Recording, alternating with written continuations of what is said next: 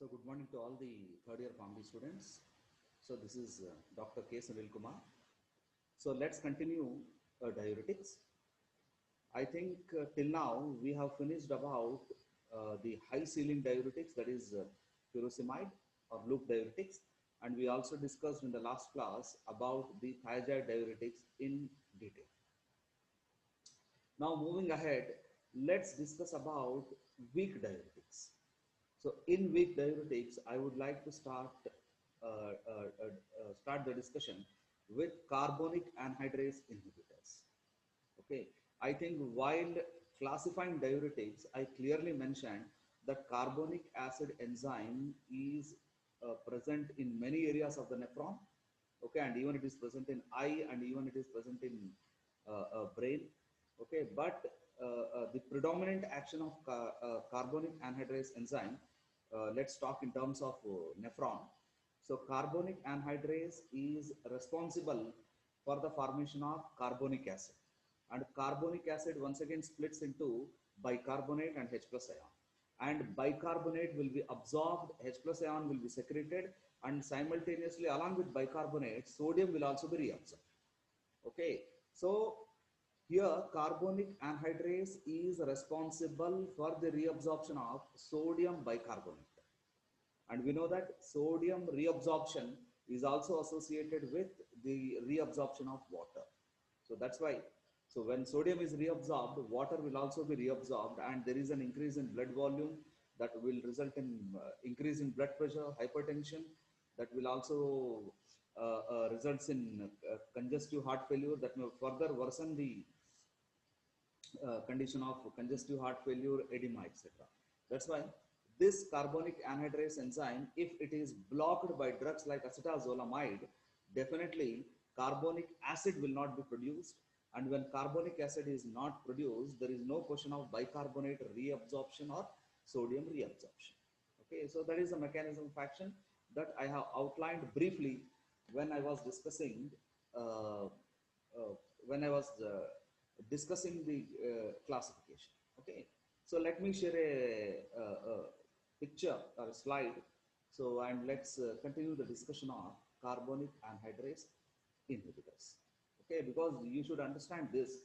It is not only used in I mean to say that it is not only used as a diuretic, it is also used in glaucoma, it is also used in acute mountain sickness, that is altitude sickness. Okay, that I will discuss. Okay, let me share a screen, just a minute.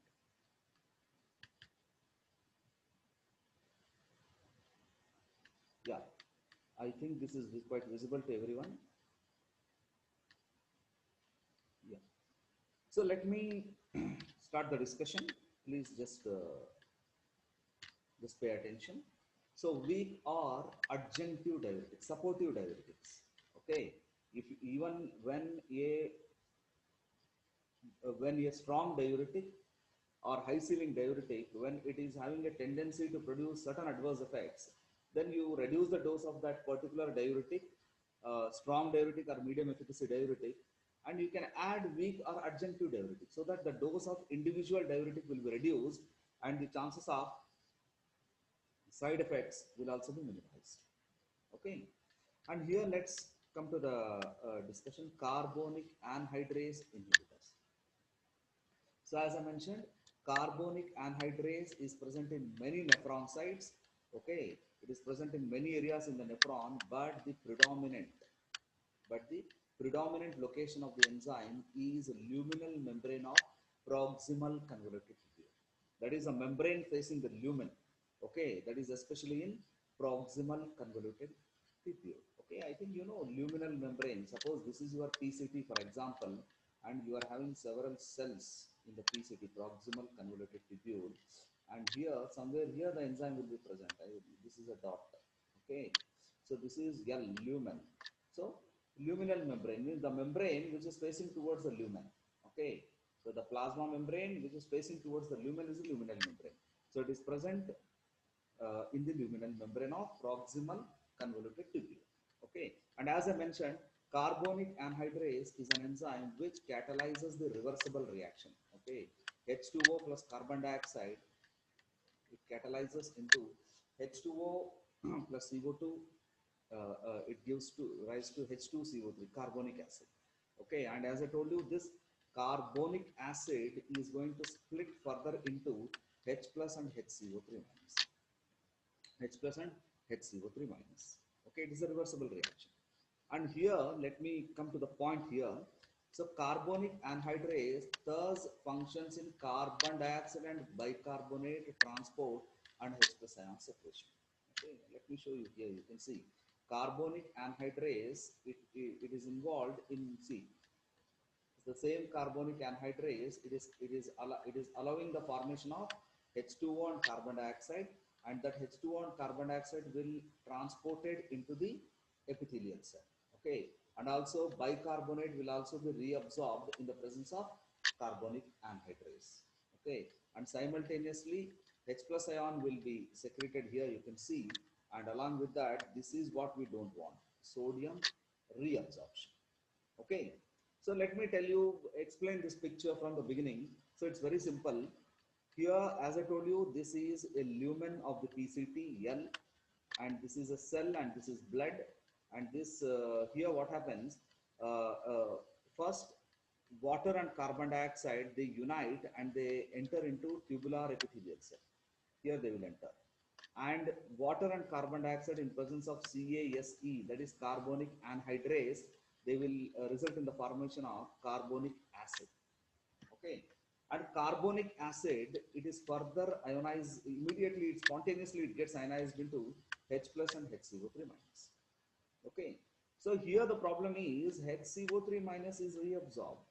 Okay, fine, and chloride is secreted out because this is an antiporter. Okay, here one substance is going in one direction and the other substance is moving in opposite direction. Okay, if bicarbonate and chloride are allowed to transport in the same direction, then we have to name the transporter as symporter or co-transporter. But here you can see bicarbonate is absorbed in the blood, and from blood chloride ion is allowed to enter into epithelial cell. That's why it becomes antiporter. It is an antiporter. Okay. So now what is happening? This absorption is facilitated. Am I right? This is also facilitated by bicarbonate, sodium reabsorption. Means here, if bicarbonate is reabsorbed, then definitely sodium will also allow to enter, because you can see here this H plus ion that is excreted along. I mean to say that. When bicarbonate is reabsorbed, this H plus ion is excreted out, and simultaneously the transporter which is excreting H plus ion out, it is also allowing sodium inside. It is also bringing sodium inside. Okay, that's why sodium here it is reabsorbed. Okay, and this sodium will further enter into the blood, and this will cause hypertension, edema, or many problems. Okay, so it may cause hypertension, it may exacerbate edema, it may exacerbate or worsen congestive heart failure. Okay, and here you can also see the H plus ion which is secreted, it will further combine with bicarbonate. It will further combine with bicarbonate in the presence of same enzyme which is functioning inside that carbonic anhydrase. So this will combine with H plus, combine with bicarbonate, and it is going to form water and carbon dioxide, which will later allow to enter inside. Okay, so that's why I mentioned the word carbonic anhydrase enzyme. It is involved in bicarbonate transfer here.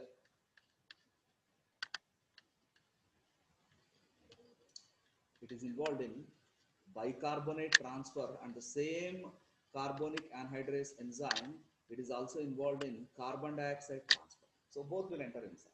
Okay, so that's the problem. But the problem with bicarbonate entry, that bicarbonate reabsorption is also associated with sodium reabsorption. You can see here sodium is also reabsorbed. So that's why what drugs will do, they will block this enzyme. They will block this enzyme, and when this enzyme is blocked on both the sides, externally and internally, you can expect water and carbon dioxide, they may unite if some enter. Okay, some quantity of water and carbon dioxide enter, they may unite, but if this enzyme is not available, there is no formation of carbonic acid. Okay, so carbonic acid will not be formed. When carbonic acid is not formed, then H plus and HCO3 minus. Okay, there is no formation of H plus and HCO3 minus, and bicarbonate will not be reabsorbed, and water H plus ion will not be secreted, and this sodium reabsorption will also be inhibited. Sodium will be excreted. So whatever the sodium that is available here, okay, that sodium will not be reabsorbed and it is excreted in urine. It will be excreted in urine. So that is the mechanism of action of carbonic anhydrase inhibitors. That's why I have clearly mentioned a minus sign here. You can see in the diagram minus sign. So here externally, if you block the carbonic anhydrase, it will prevent the formation of water and bicarbonate. This formation will be prevented. Okay. And if you block internally, so there is no formation of carbonic acid. Okay. So finally, there is no formation of bicarbonate. If H plus ion and bicarbonate don't combine, there is no formation of water and carbon dioxide. Okay. Suppose you imagine some amount of water and carbon dioxide has been formed. Okay. And if it has entered into the epithelial cell in the PCT. But if you also block carbonic anhydrase here, there is no formation of carbonic acid. So ultimately, so bicarbonate will not be produced, and that bicarbonate will not be reabsorbed, and simultaneously sodium will not enter into the epithelial cell, and it is also it will also its reabsorption is also inhibited. So that's how it is providing relief by acting as a diuretic. Okay, it is increasing the excretion of sodium. Am I right? Okay, so that is the mechanism of action. So carbonic anhydrase thus function in carbon dioxide and bicarbonate transport and H plus ion separation that I have shown you. The enzyme is also present in gastric mucosa. Okay, that is mucus present in your GIT, stomach, pancreas. As I told you, it is also present in eye. It is also present in brain. It is also present in RBC.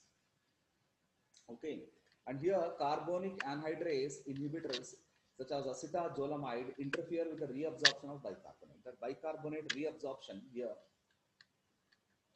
they will interfere with the reabsorption of bicarbonate. Okay, and bicarbonate is reabsorbed in PCT and requires the activity of carbonic anhydrase. As I told you, when water and carbon dioxide inside the tubular epithelial cell of PCT, when they combine and when they form carbonic acid, then only that carbonic acid will split into H plus and HCO3 minus, and carbon dioxide and water unite and they will form carbonic acid only in the presence of carbonic anhydrase enzyme that is blocked by acetazolamide, which is highlighted in red color here. You can see. This is acetazolamide. This is going to block carbonic anhydrase and this will prevent the formation of bicarbonate. Okay. Yeah. And the same thing, intracellular carbonic anhydrase converts water and carbon dioxide into carbonic acid, and bicarbonates dissociate into H plus and HCO3 minus. As I told you, the HCO3 minus is transported across the basolateral membrane, means directly it is transported into the blood. H plus ion is excreted into the tubular lumen in exchange with sodium. Okay, so H plus ion here, you can see H plus ion will come out, and in exchange it will allow the sodium to enter into the tubular epithelial cell. So that is what happening.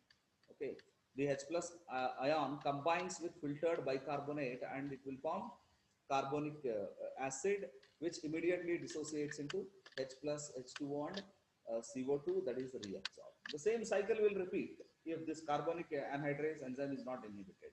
Okay, so here, so H plus ion which is secreted, these two will unite and they will also form H2CO3.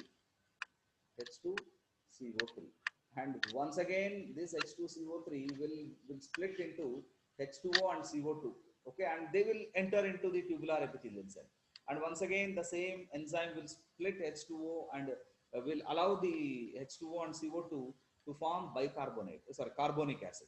And the same carbonic acid, once again, it splits into H plus and HCO3 minus. So that is what happening. Okay, so H2O and CO2 is allowed to form, and H2O and CO2 is allowed to form carbonic acid, okay, both internally and externally, okay. So that will result in the reabsorption of bicarbonate, secretion of hydrogen ion, and reabsorption of sodium. In simple language, I would like to say that carbonic anhydrase enzyme is involved in the reabsorption of sodium bicarbonate. That is the bottom line. Okay, so this should not happen. This should not happen. Okay. So here you can see carbonic anhydrase inhibitors by blocking the enzyme prevent the reabsorption of sodium bicarbonate. Just now I mentioned, and hence sodium bicarbonate reabsorption will be blocked. Bicarbonate will go into the urine, come into the urine, and sodium will also be excreted into the urine. And along with sodium, water will also be released into the urine, and hence diuresis will occur. And hence there is a occurrence of diuresis. And as I told you, when bicarbonate, when base is leaving our body in the urine, definitely the bicarbonate levels in the blood will decrease and acid level will increase. Okay, because bicarbonate is a base. When base decreases, acid level increases, and that will result in metabolic acidosis. Metabolic acidosis results as a result of bicarbonate loss. As a result of bicarbonate loss. Okay, and there is an increase in sodium and potassium excretion. Okay, but why they are considered as weak diuretics? That is also a question. You may ask a question, sir, when it is doing such a good work, when it is preventing the reabsorption of sodium bicarbonate by blocking the enzyme carbonic anhydrase, why it is weak diuretic? The answer is present here. Just go through this sentence, you will understand. Because of reduced bicarbonate in the glomerular filtrate. Okay, and the fact that bicarbonate depletion leads to enhanced sodium chloride reabsorption in the remaining part of the nephron. Okay, so here the problem is when bicarbonate and sodium are leaving, I mean to say that they are released, excreted through the urine in order to balance it. In order to balance it, the remaining part of the nephron. This is happening in PCT. Okay, but remaining part of the nephron, to compensate the loss of bicarbonate and sodium, there is an enhanced reabsorption of sodium chloride. Sodium will be reabsorbed. Okay, and when several days passes on, what will happen? The diuretic effect will become weak. Why? Because in PCT you are blocking the reabsorption of sodium, but remaining portion of the nephron, there is an enhanced reabsorption of sodium chloride over several days of administration of drug, and that's why initially the drug may show a wonderful action, but when you use continuously or over several days, the effect or diuretic effect of acetazolamide gradually decreases. Significantly, it will be decreased. Why? Because in PCT, you are blocking the reabsorption of sodium and bicarbonate. But in the rest of the part of the nephron, sodium reabsorption will be very, very high, and that will overcome this loss. That's why this diuretic effect does not last longer. Okay, so this potent diuretic effect is not seen for many days. Okay, after few days the diuretic effects weakens because the sodium loss is compensated by this by, by the enhanced sodium chloride reabsorption by the remainder portion of the nephron. Am I right? So like this, for example, let me show you here. Let me go back to our see. So the drug is acting here. Oh, just somewhere here, proximal convoluted tubule here, somewhere. Okay, so somewhere here it is acting. For example, here, somewhere here it is acting. Okay, so here sodium Na plus reabsorption is blocked. Okay, so sodium will come into the urine and sodium loss will occur. That is the mechanism of action of acetazolamide. Here you can see number one is acetazolamide. So here it will act, proximal convoluted tubule. Okay, so it will block the reabsorption of sodium bicarbonate. But here, when there is a loss of, when there is an inhibition of reabsorption of sodium bicarbonate in this portion of the nephron, over several days, what will happen? Sodium loss will increase, and as a result, the rest of the portion of the nephron, like for example, it may be loop of Henle, or it may be distal convoluted tubule, or it may be collecting duct. So these portions will start reabsorbing sodium chloride more, more than what it used to do earlier. Okay. Suppose, for example, distal convoluted tubule is a reabsorbing 5 to 8% of sodium. It will reabsorb 10 to 15% of sodium now, because it has to compensate the loss that has caused that loss of sodium that has or it has to compensate the loss of sodium reabsorption that has occurred in proximal convoluted tubule.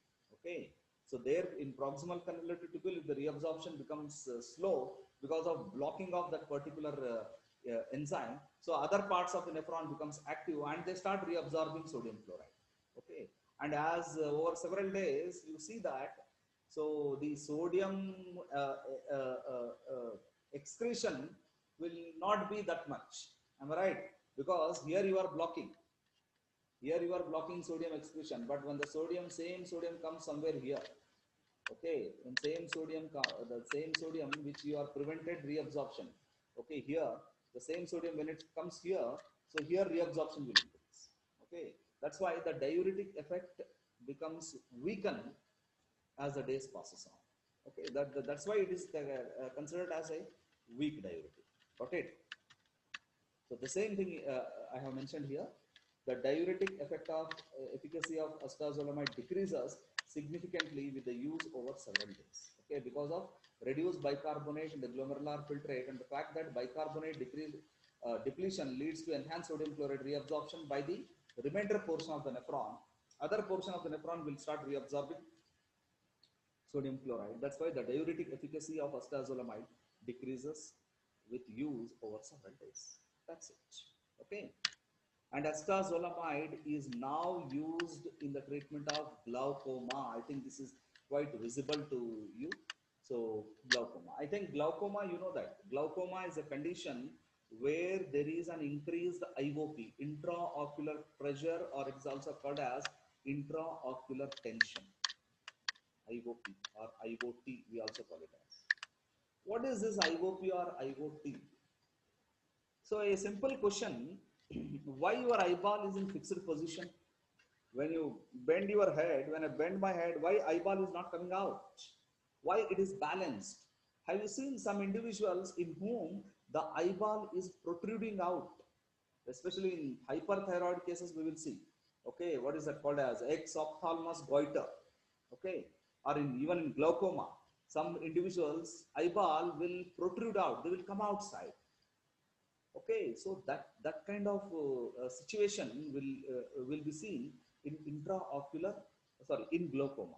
The why the eyeball is when you see a person, why it seems that the eyeball has been protruded out. The reason is because of increased IOP. Okay, so inside your eye there is a fluid that is going to maintain the balance of the eyeballs, or I can say that is going to keep the eyeball in fixed position. So that fluid is called as AH, that is aqueous humor. Aqueous humor. So now in glaucoma, what is happening? Now in everybody, all of us, we are healthy. We don't have excess secretion of aqueous humor. Please try to understand. We have normal secretion of aqueous humor. That's why our eyeball is not penetrating out, or it is not coming out. Okay.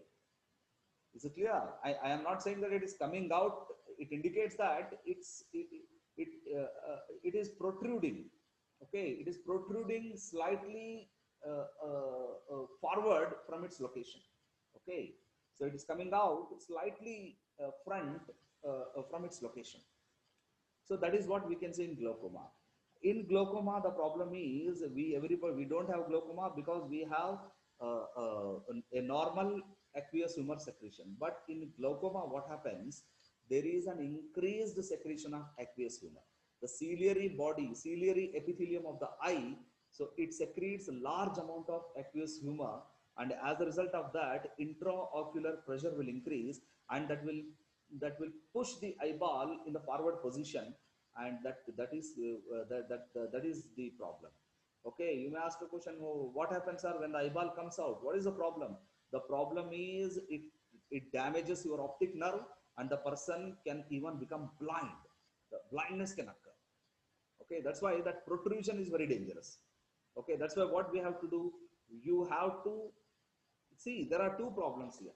One, ciliary epithelium of the eye secretes more amount of aqueous humor, but there is a drainage. There is a particular drainage through which that aqueous humor fluid will be secreted in the blood, will be dumped into the blood. Okay, and here what happens? The drainage is blocked. Okay, in glaucoma, there is an increased secretion of aqueous humor, and I mean to say that increased formation of aqueous humor from ciliary epithelium, and the drainage through which the aqueous humor will be dumped or it will be further carried to the blood, that drainage will be blocked. Okay, so there are many drugs which will which will provide benefit. Am I right? You have pilocarpine, you have even your well-known drug timolol, okay, beta hexalol. So they are all they provide benefit in glaucoma by uh, uh, by enhancing the drainage system, by making the this aqueous humor to flow through the drainage. Okay, but here what is the use of acetazolamide? That is the question here in glaucoma. So acetazolamide will decrease aqueous humor, will decrease the secretion of aqueous humor. You can see here. So acetazolamide is now used in treatment of glaucoma to reduce the formation of aqueous humor. Aqueous humor formation will be decreased. How? See, the concept is very simple. What is happening here is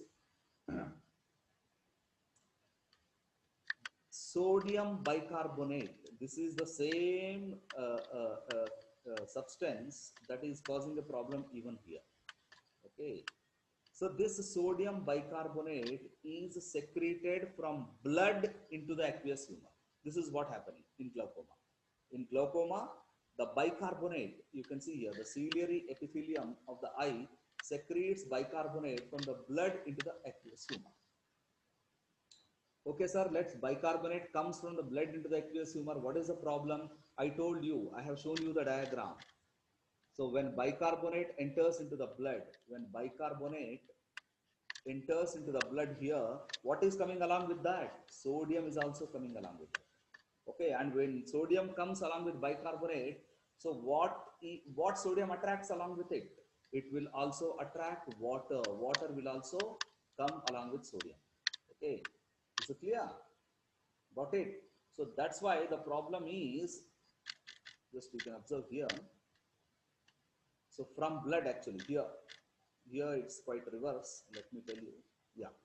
So from blood into the aqueous humor. Okay. So bicarbonate is secreted from blood into the aqueous humor.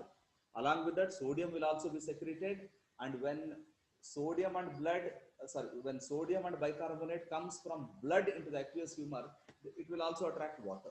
That's why aqueous humor, when water is added to the aqueous humor concentration will increase, and that creates intraocular pressure, so that will maintain the position of the eyeball.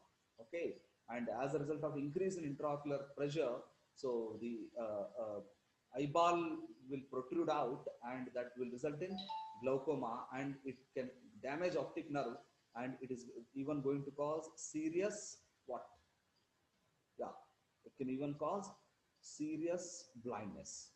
Okay, so hence what we have to do, we have to block the formation of sodium bicarbonate. Okay, so here in the eye, what our acetazolamide is doing, it is preventing the carbonic anhydrase enzyme in the blood, which is responsible for the formation of carbonic acid.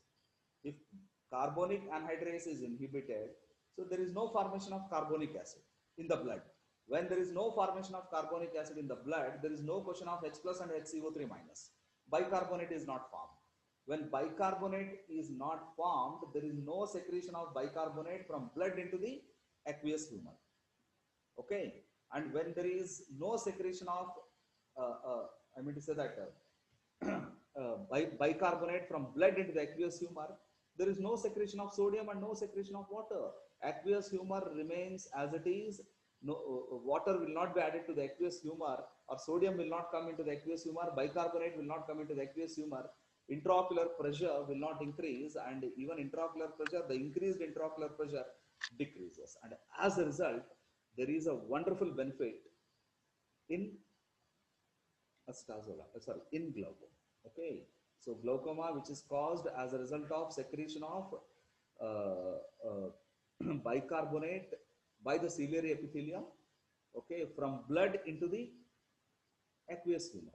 Am I right? That ciliary epithelial cell will carry bicarbonate from blood into the aqueous humor, and along with bicarbonate, sodium and water will also come, and aqueous humor volume will increase, and that will increase IOP, and as a result there is glaucoma, and that will one of the symptoms is protrusion of your eyeball will penetrate forward, and that will be very dangerous. That can even cause blindness. Even blindness can occur due to the damage of optic nerve. Okay, and here you have a detailed, even you can discuss about open angle glaucoma and closed angle glaucoma. It depends on iridocorneal angle, that we will discuss some other time, because that is not the topic here. So how acetazolamide is beneficial in glaucoma, that we have to discuss. So conclusion, let me give you. Acetazolamide will block the enzyme carbonic anhydrase, and it will prevent the secretion of bicarbonate, sodium and water from blood into the aqueous humor. That's it. Okay, aqueous humor remains normal, no increase in intraocular pressure. Okay, there is no forward movement of eyeball, no damage to the optic nerve, no blindness. That's it. Okay, so that is advantage. And another thing, nowadays it is also used in epilepsy. Epilepsy. Epilepsy. See, here it has been found that this carbonic anhydrase enzyme is responsible for the secretion of bicarbonate, sodium and water into the CSF, into the cerebrospinal fluid. Please try to understand. You know that your brain and spinal cord is continuously supplied with a fluid which mainly contains glucose. That is called CSF, cerebrospinal fluid. Am I right? And that fluid will bath your brain. That will provide nutrients to your brain. Okay. And here, carbonic anhydrase is responsible for the secretion of sodium, bicarbonate and water into the cerebrospinal fluid. And when water is added to the cerebrospinal fluid, you know that the pressure will increase. Inside the cranium or skull, tension will increase or pressure will increase. Pressure of the cerebrospinal fluid increase, and you can call it as intracranial pressure, ICP.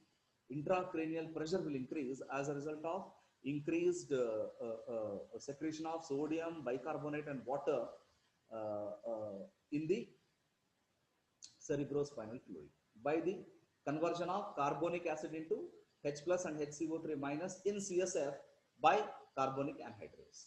Okay, and if intracranial pressure increases, automatically that will result in absence seizures. Okay, yeah, what is this absence seizure? I think you know. Absence seizure mainly occur in children. It is also called as petit mal epilepsy. Petit mal epilepsy, or it is also called as minor epilepsy. Okay, so here you don't have the symptoms what we are going to see in major epilepsy or grand mal epilepsy, where the person will have severe voluntary contractions. The persons will have severe contraction of whole body muscles, followed by jerky movements, shock like jerks, okay, for few minutes, and later the person it is also associated with excess involuntary urination, involuntary defecation, tongue biting, salivation. All these symptoms will occur, and after few minutes, the tonic phase where there is a severe contraction, and clonic phase where there are jerky movements, both tonic and clonic phase will stop, and the person will wake up feeling ill, confused, disoriented. So that is a common epilepsy that we come across. Okay, but petit mal epilepsy, it is quite different. It occurs in children, and the symptoms are quite different. Means the patient, the child who is continuously speaking, suddenly stops in the middle of the sentence. Suddenly stop speaking in the middle of the sentence and stare in a particular space vacantly without any reason, the child will stare at a particular space or area for few seconds. Okay, and this is what happening. The child will be speaking continuously. Suddenly, the child, when this petit mal epilepsy will occur or absences will occur, the child will suddenly stop and no expression. The child will look blank in a particular space, and after a few seconds the child will start again speaking. So such kind of symptoms can be seen in petit mal epilepsy. So you see, let me tell you, grand mal and petit mal, they are not the name of any scientist. Grand mal means in I think French, French terms, grand mal means big. Gra- Big, grand means big, mal means abnormality or disease. Okay, it's a big problem, big disease. Petit mal means, petit means small, and mal means it is a disease. So it's a small problem. Okay, petit mal. Okay, so that is that increase in bicarbonate, uh, sodium and water secretion in the CSF will enhance intracranial pressure, and that will leads to absence seizure. Okay, so that's it. And pharmacokinetics, acetazolamide is well absorbed orally and excreted unchanged in urine. Action of single dose of drug lasts for 8 to 12 hours. Okay, so a single dose can last 8 to 12 hours. It is having a long duration of action. Okay, and adverse effects, I think it's quite visible. Hyperchloremic metabolic acidosis, this is the problem. Hyperchloremic metabolic acidosis, this will occur when there is a loss of excessive loss of bicarbonate in the urine. Okay, when there is an excessive loss of bicarbonate in the urine, and chloride ions will increase. Am I right? Because you have to maintain the loss of anion gap. I think this is called as anion gap. You should maintain, in order to fulfill the body's anion gap. When bicarbonate is lost, some anions has to balance that. That's why chloride levels will increase. Okay, in order to maintain that anion balance. So that will leads to hyperchloremic metabolic acidosis. Symptoms are very severe. There will be a severe uncontrollable headache. Then you have severe vomiting, nausea. Then you have severe muscular pain. Then you have symptoms associated with heart. Okay, so there may be an instability in the heart, or there may be even cardiac arrest. Okay, so these kind of symptoms comes that will result in hyperchloremic metabolic acidosis. Next, sedation and paresthesia. Sedation means drowsiness. Okay, the person will have lowered level of consciousness, the person will be drowsy. Okay, paresthesia means numbness, loss of sensation. Okay, hypokalemia, that is increased in potassium loss. Fatigue means weakness. Abdominal discomfort, you may have diarrhea or constipation or stomach pain. Bone marrow depression is rare, but it is very serious. So serious damage to the bone marrow. When bone marrow is damaged, all all blood cells will become abnormal, and there is certain kind of allergic or hypersensitivity reaction. Okay, so now coming to therapeutic uses. As I told you, glaucoma. So it is used in glaucoma because it decreases the secretion of aqueous humor, or I can say that it decreases the reduce the formation of aqueous humor, and it will block the bicarbonate, sodium, and water entry in the aqueous humor. Okay, so urinary alkalinization. This is also very important. Okay, in some cases, when we use excess acidic drugs, in case of acidic drugs poisoning, because suppose if there is an aspirin poisoning, which is an acidic drug, okay, so when that aspirin comes into the urine, it will be reabsorbed. Okay, but if you convert the environment of the urine in acidic environment, acidic drug will be reabsorbed. But if you convert the environment into basic drug, okay, if you use acetazolamide and if you increase bicarbonate secretion, if more bicarbonate comes into the urine, then that environment of the nephron becomes alkaline, and acidic drugs will be trapped in that alkaline environment, and they will be further excreted. So that's why, in order to remove acidic drugs, your urine should be made alkaline. Okay, and vice versa. If your drug is a basic drug, okay, it will be reabsorbed in basic environment. That's why you have to make the urine acidic. You have to acidify the urine. Okay, so there you can use in poisoning cases with acidic drugs. And in epilepsy, as I mentioned you, in absence seizure, and there is another one, acute mountain sickness. Okay, so I think what is that? What do you call that? This tracking people, though hikers. Hikers are those who are climbing mountains, mountain climbers. Okay, so they will have a problem when they reach to a particular altitude. Suddenly they will have respiratory distress. Suddenly they will have giddiness and respiratory distress. Okay, so that is what we call it as acute mountain sickness. Okay, and here also this respiratory distress will occur as a result of excess amount of bicarbonate secreted in the lungs. Okay, secreted in the blood. More amount of bicarbonate will be produced in the blood as a result of carbonic anhydrase enzyme, and that bicarbonate will cause the respiratory alkalosis. Am I right? So it will cause respiratory alkalosis. Okay, so your lungs will be completely filled with bicarbonate. Okay, and due to that alkalinity of the lungs, so automatically the breathing problem will start. There is a difficulty in breathing, but if you use acetazolamide and if you go for hiking or altitude climbers, definitely they don't have much problem, because as this bicarbonate formation will be blocked by acetazolamide, and it will counteract that respiratory alkalosis. Okay, so let me repeat: mountain climbers, those who climb mountain, when they reach to a particular altitude, they will have respiratory problems due to respiratory alkalosis. So alkalinity of the blood, when more bicarbonate will be secreted in the blood, and that will result in the formation of respiratory alkalosis. But here, when you use acetazolamide will prevent the formation of bicarbonate, and that will result in relief from respiratory alkalosis.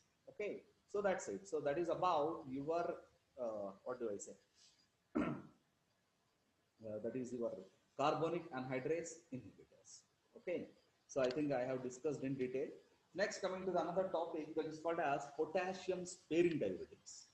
Okay, so this is also very important, because whatever the diuretics we discussed till now, either it may be a loop diuretic, or it may be thiazide diuretics, or even you take weak diuretics. One of the common problem with these diuretics is hypokalemia. Hypokalemia is a major problem.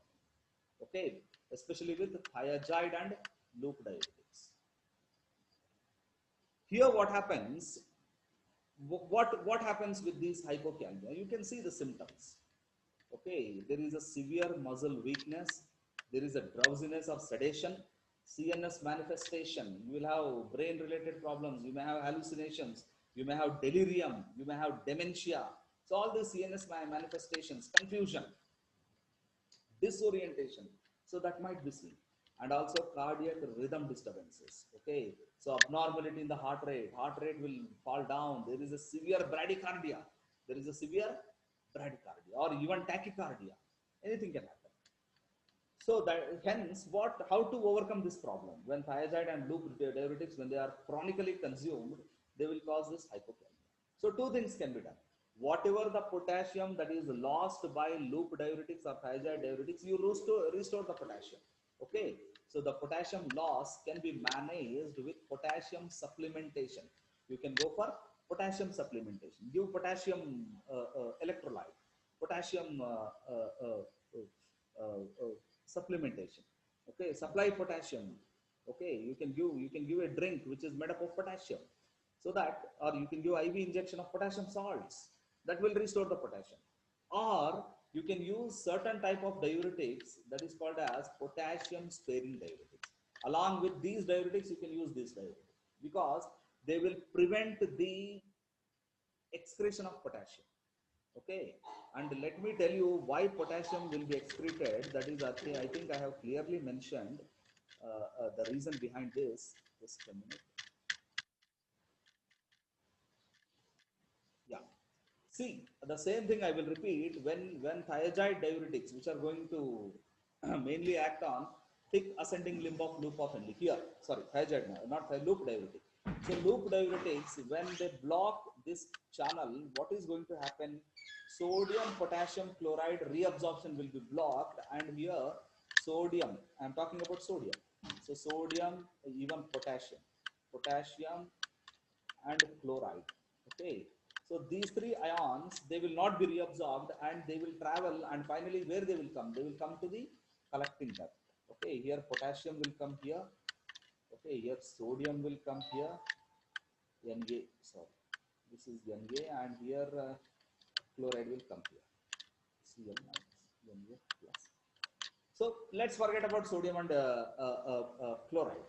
So potassium, when potassium reabsorption is also blocked by many diuretics. Please try to understand, because when sodium uh, uh, when there is an increase in sodium load here, when you block the reabsorption of sodium here, that increased sodium load will come here, and it will finally reach this area. There is an increased sodium load here. Okay, and I think if you remember, I said that when there is an increased sodium load here in this fifth portion, that increased sodium load will stimulate aldosterone. You can see here, aldosterone will be stimulated, and immediately what aldosterone will do? Sodium and chloride will be immediately reabsorbed by aldosterone, and in order to balance that, potassium will be secreted inside. So sodium will be reabsorbed and potassium will be secreted. Okay, but if you compare the loss of sodium with the sodium reabsorption that is happening in especially DCT, distal convoluted tubular collecting duct, sodium will be lost more. Absorption, whatever it is happening, it is quite less. Okay, that's why sodium elimination will not have a problem. I have given an example. If 50 sodium ions are going out of 50, if some 5 to 6 sodium or 10 sodium ions are reabsorbed, 40 will go out. Diuresis will be good.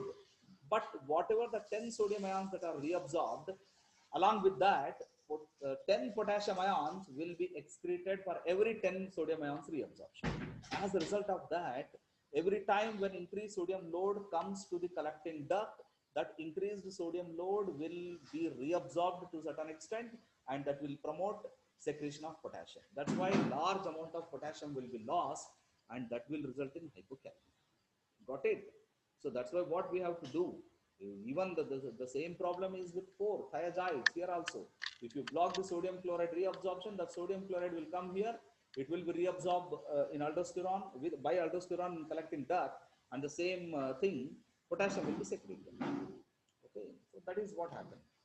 So how to compensate it? How to balance it? So two things. One, you have to give potassium supplements. Next, you have to go for what? You have to go for potassium sparing diuretics. So you imagine just what happens if I block aldosterone here. Sodium will come here in this area, but if aldosterone is blocked here, sodium will not be reabsorbed. Sodium will come out. Okay, and potassium will not be secreted. If sodium is reabsorbed, aldosterone will cause potassium secretion. But if aldosterone is blocked, then there is no sodium reabsorption.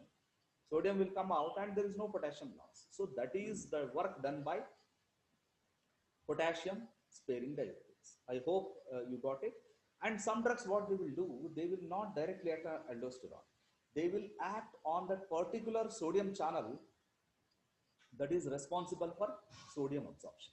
Okay, on this renal epithelium, on this epithelial cell of this collecting duct, whatever the sodium channel that is involved in the reabsorption of sodium, that sodium channel will be blocked by drugs like amiloride and triamterene. And some drugs will directly act on aldosterone and they will directly block the aldosterone. Okay, so that is what we call it as spironolactone. Okay, so aldosterone stimulates sodium channel. Sodium channel will reabsorb sodium. So directly block aldosterone, or another drugs you can block even sodium channels. Okay, renal epithelial sodium channels. So that I will show you the diagram, you will understand better. Just a minute, hang on. Yeah, here you can see. I would like to make it more very simple. Okay, so you please observe this diagram. You will understand the entire mechanism of action lies in this diagram. If you observe this diagram carefully, what is happening here? Inside the blood, aldosterone will be secreted here. You can observe here. Okay, I'm talking about collecting ducts, collecting tubule. This is the epithelial cell of collecting tubule. So this is your collecting tubule. Okay, so what I'm discussing here, you have cells like this on either side of this collecting tubule, CT. This is CT. Okay, and here you have lumen, here you have this is blood, and this is cell. Okay, that cell I have shown here. Okay, this is the cell which I am showing. So now what is happening here, you please try to understand. Aldosterone, which is secreted by AC, that is adrenal cortex. Okay, it secretes aldo, I will write it as aldosterone. And here you can see this aldosterone will enter into this cell. Okay, and it binds to its receptor. There is aldosterone receptor that is not shown here. So it will bind with its receptor and it produces a protein which is called as AIPS. Please try to understand, AIPS is nothing but, here I have abbreviated it, that is aldosterone induced protein. AIPS is aldosterone induced proteins. Okay, so aldosterone will binds with the receptors on the epithelial cells of the collecting duct, and it produces aldosterone induced protein. And you have two sodium channels here. One is called as sodium potassium ATPase pump, which is reabsorbing sodium and secreting potassium. And there is another type of sodium channels which we call it as renal epithelial sodium channel. This is another sodium channel, renal epithelial sodium channel. This is also reabsorbing sodium and excreting potassium. So what aldosterone will do? Aldosterone will bind with aldosterone will bind with its receptor. It produces AIPS, and AIPS will stimulate both the channels. You can see here plus mark. Plus mark indicates stimulation. That's why sodium is reabsorbed on both the sides, and thereby potassium will be secreted. You can see potassium is coming out here also. Potassium is coming out. So that is the reason behind hypokalemia. Okay. So what our drugs will do? Here you can see, if it is visible, this is spironolactone. This is spironolactone. LACTONE. This is spironolactone.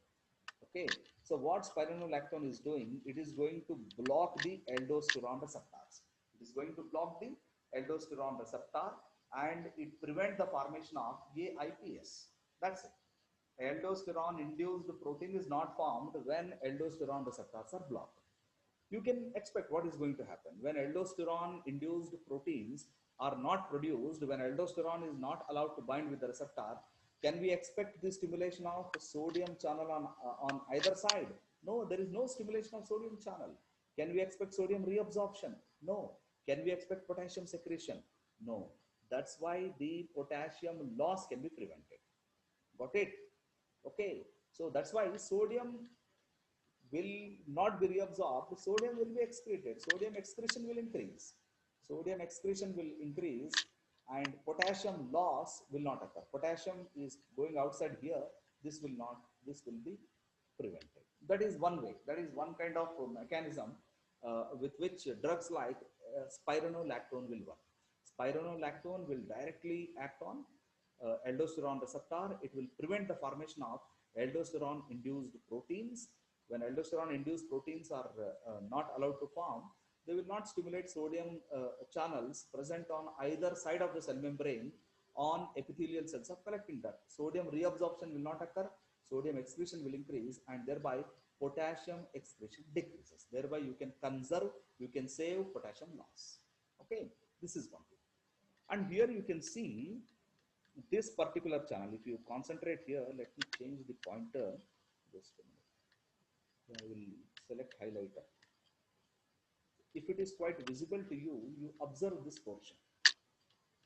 Sodium is reabsorbed. I think if you remember, there is a process where cells are activated. Please try to understand it. This you have studied in neurohumoral transmission. Okay, a resting cell. A cell, when it is resting, when it is not propagating, when it is not producing any response, or when it is not releasing any neurotransmitter, generally its internal current or internal inner potential will be in minus. Why? Because large amount of sodium ions are present outside and few potassium ions are present inside. Okay, that's why outside positivity is more, inside negativity is more when a cell is under at rest. Okay, that's why here you can see minus 60 millivolts. That indicates that cell is resting. But when this cell is stimulated, please try to understand what will happen. Sodium will enter inside. When sodium will enter inside, what will happen? This minus 60 millivolts will be converted into, you can see here, arrow mark, plus 15 millivolts. This minus current will be converted into plus 15 millivolts. You may ask a question, sir, why minus is converted into plus? Because of the entry of positive ion. Okay, if chloride enters inside or bicarbonate enters inside, for example, if a minus ion enters, then we can say that inner potential becomes more minus. But here a positive ion is entering inside. When a positive ion is entering inside, the membrane potential becomes more positive, and that phenomenon is called as a depolarization. Depolarization. And when the membrane is depolarized, immediately the cell will activated, and further you can see that when this depolarization will occur, immediately potassium exit will occur. Potassium exit will occur. Means for sodium, sodium entry creates a change in membrane potential from minus to plus, and that change in membrane potential or concentration gradient will allow the opening of potassium channel. Potassium channels will open when this membrane potential converts from minus 60 to plus 15 millivolts. Then potassium channels will open and potassium will be secreted. And that is why there is a potassium loss, because of sodium reabsorption. Sodium is reabsorbed, inside positivity increases and potassium will be thrown out. But you imagine if this particular, if this channel is blocked, if sodium channel is blocked, what will happen? Sodium will never enter into the cell. When sodium will never, when a positive ion fails to enter into the cell, yeah, just a minute, I think there is a network disturbance here.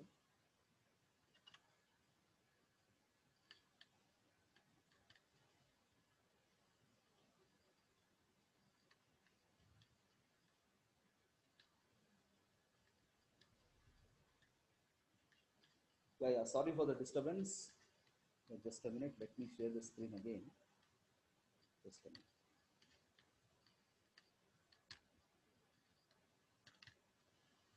Yeah,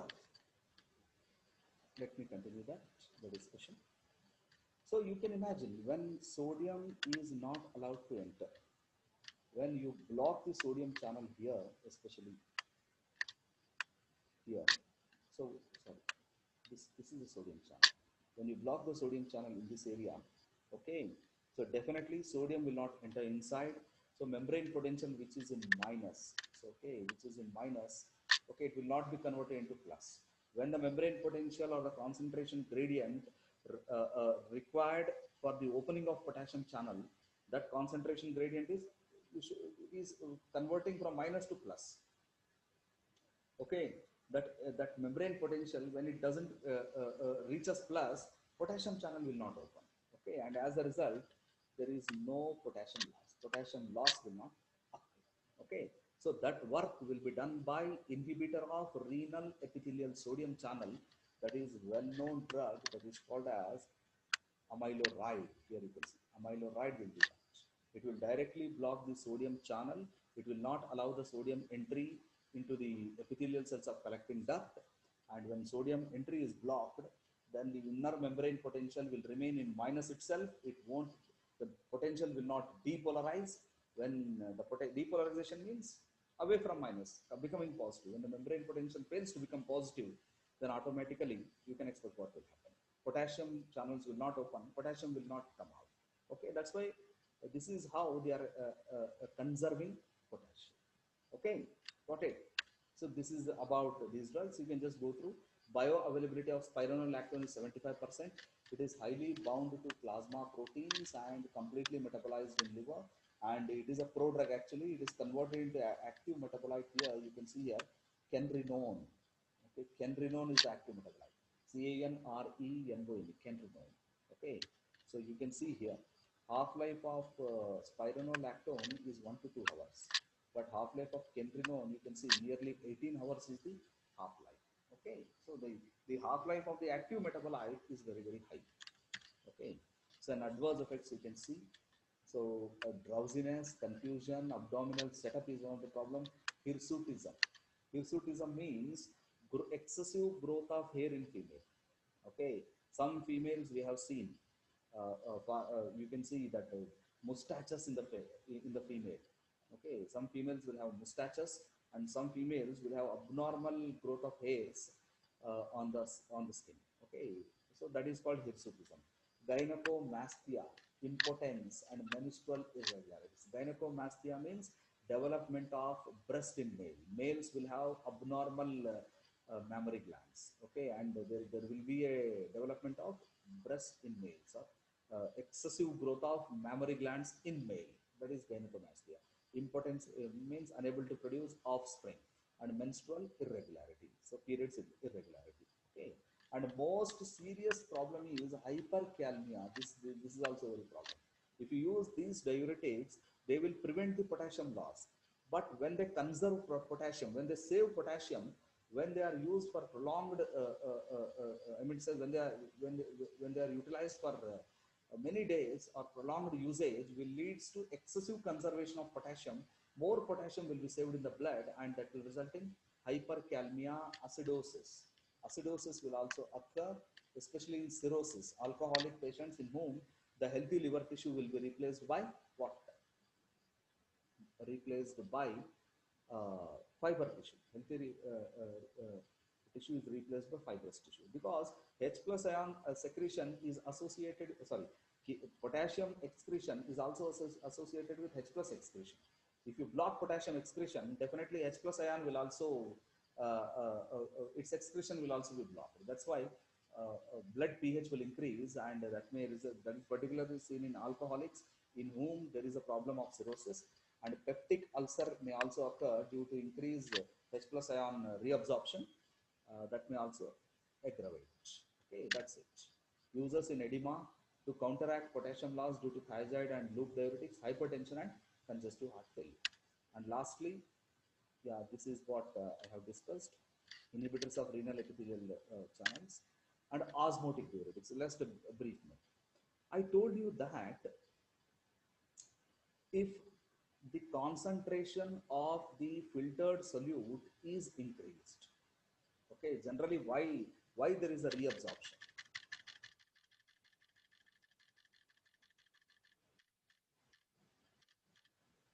Why there is a reabsorption? Why reabsorption is going in this direction?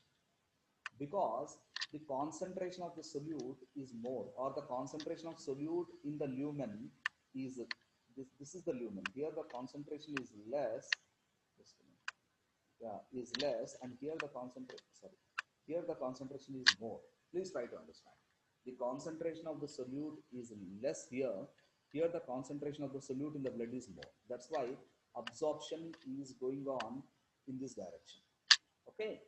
So, but here, if you use drugs which will increase the osmotic pressure, which will increase the concentration here, okay, if they increase the concentration of solute here, okay, then what will happen? Then the absorption pattern will completely change. Am I right? So absorption becomes in this direction. Means the water which is absorbed into the blood, that water from lumen which is absorbed into the blood, if you increase the expand, if you expand the concentration of the solute in the filtrate, definitely water, instead of going into the blood, from blood water will come into the lumen. Water will come into the lumen. Okay, and as a result, more water will enter into the lumen. Okay, more water will enter into the lumen, and as a result, there is a sorry, there is a yeah, there is a very, very profuse diuresis. Okay, so that is the mechanism of action of these drugs, which we call it as osmotic diuretics. Yeah. So you can see here, let me read it out. The proximal convoluted tubule and descending limb of loop of Henle are freely permeable to water. They are freely permeable to water. Any osmotically active agent, any osmotically active agent that is filtered with a glomerulus, which is filtered with a glomerulus, okay, reabsorbed causes water to be retained in these segments and promotes water diuresis. Okay, any osmotically active agent, any drug, okay, which I mean to say that which is filtered in the glomerulus but not reabsorbed causes water to be retained. Am I right? So which will increase the concentration of water, which will increase the concentration of the solute or filtrate. Any drug which will do that instead of getting reabsorbed. So what will happen? It will attract water uh, uh, uh, from the blood into the lumen. Okay, it will withdraw water from the intracellular compartments. Cell will release water into the lumen. Okay, because of that increased osmotic pressure. Okay, as a result of that, there is an increased excretion of urine. Am I right? So that is what the drugs will be done. One of the drug is well-known drug is mannitol. Okay, I think I have classified this. Just a minute. Let me go to the classification. There you can see here.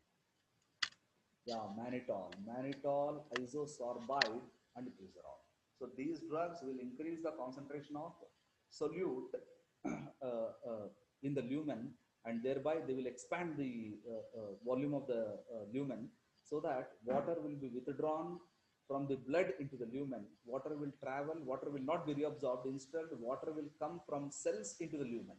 Okay, so that more amount of water will be excreted out. So that is what we call it as osmotic diuretics. So they are not going to inhibit any pump or channel like what we discussed, like other diuretics. They are just increasing the concentration of the filtrate.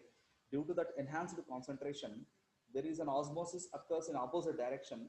So water from the blood is attracted by the attracted towards the lumen, and water from blood it comes into the cell, and from cell it will be released in the lumen. As a result, large amount of water will be thrown out in the form of, I mean to say that as a diuretic effect.